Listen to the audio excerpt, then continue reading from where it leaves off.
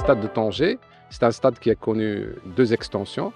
L'extension actuelle, il le porte à 75 500 places, d'accord, où ça le met en conformité par rapport à la réglementation de la FIFA d'il 2030, le nouveau cahier de charge. Ce qui fait, c'est une refonte globale, donc جذرية, باش نعملوا les espaces كاملين يكونوا au niveau ديال répondre à le programme ديال FIFA 2030. Comme vous avez vu, depuis l'entrée, il y a un ensemble de salons de réception, VIP ou VVIP aussi. Les Kamnin, la majorité des espaces, ils ont une visibilité directe sur la pelouse, comme vous avez vu. Donc, l'élément principal, c'est la tribune VVIP qui peut loger 210 invités. Et les gradins, partie VIP, qui englobe les 1300 spectacles.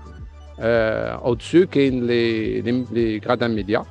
Alors, les gradins médias, entre table, post-commentateurs et médias assis, on a dans les 3000 médias. Aussi, on a visité ensemble les loges. On a 142 loges sur 3 niveaux. Donc, on a le premier niveau qui est un peu spécial pour le stade de Tanger, c'est des niveaux au niveau de la pelouse. Donc, c'est un niveau bas. Donc, on profite pleinement de l'expérience et du match. On a des loges en 3e étage et 4e étage. Comme j'ai dit, en 142.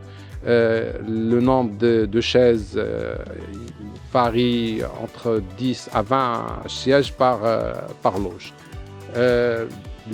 L'espace, comme la norme le précise, c'est 2 mètres carrés de salon par fauteuil. Donc chaque loge, suivant le nombre de personnes qui peuvent abriter, qui a une surface. On a le grand public, donc on a 3 niveaux pour le grand public, qui est le niveau inférieur, qui est le niveau intermédiaire et supérieur. On a une tribune dédiée à la hospitalité. L'espace compétition répond au nouveau cahier de charge, ce qui nous donne des vestiaires assez spacieux, différents de ce qu'on avait. Donc le programme est devenu un tout petit peu plus généreux. Donc on a les vestiaires, des espaces de rafraîchissement, des bureaux de coach, des salles de massage, des salles de cryothérapie, des salles d'échauffement équipées avec machines. Donc on a 4 vestiaires du sort, quoique le règlement impose 2 vestiaires, mais on a 4 pour d'autres événements préalables que les événements FIFA. On a une zone mixte qui dépasse les 500 mètres carrés. On a une salle de conférence à peu près 300 mètres carrés ou 400 mètres carrés qui peut prendre 210 presses. On a des salles de travail pour la presse. En même temps, on a des espaces qui seront dédiés à l'organisateur, donc CAF ou FIFA. Donc, c'est des espaces complets avec des zones de travail, des espaces de récréation où ils peuvent se reposer, des espaces sanitaires, tout ce qu'il faut. Parce que normalement, ces équipes-là, les organisateurs autant que la presse, ils viennent pour la journée, ce n'est pas juste pour l'événement.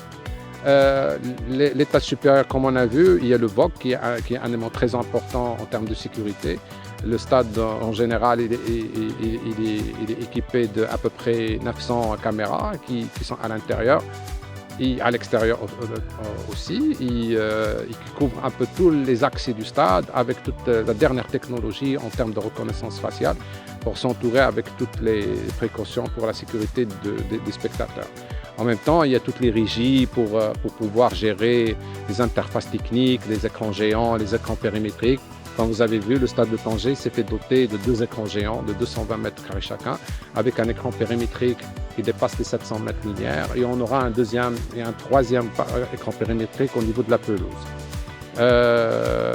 Quoi d'autre? On a une sonorisation d'urgence et on a une sonorisation de dernière catégorie, de première catégorie en termes de sonorisation. Après, on a les parkings VVIP, à peu près 10 000 m² qui peuvent abriter 400 voitures. Pour les VIP, je crois qu'on est sur les 600-700 voitures. Et on a, pour le grand public, à peu près 3000 voitures autour du stade. Mais les services de la Wilaya, ils ont dédié un ensemble de parkings avoisinant le stade pour pouvoir absorber les spectateurs qui viendront avec la voiture. Donc il y a eu des simulations avec la sécurité, avec les spécialistes de circulation de façon à pouvoir absorber cette donnée-là. Alors, les PMR, avant, c'était des espaces dédiés uniquement aux PMR dans une situation dans le stade. Le cas actuel, et comme le prescrit le cahier de charge de la FIFA, tous les espaces, on a un accès pour les PMR. Donc, les PMR peuvent accéder à tout niveau de tribune, toujours tribunes confondues. Donc, le grand public, VIP, VVIP, presse, tout, hospitalité.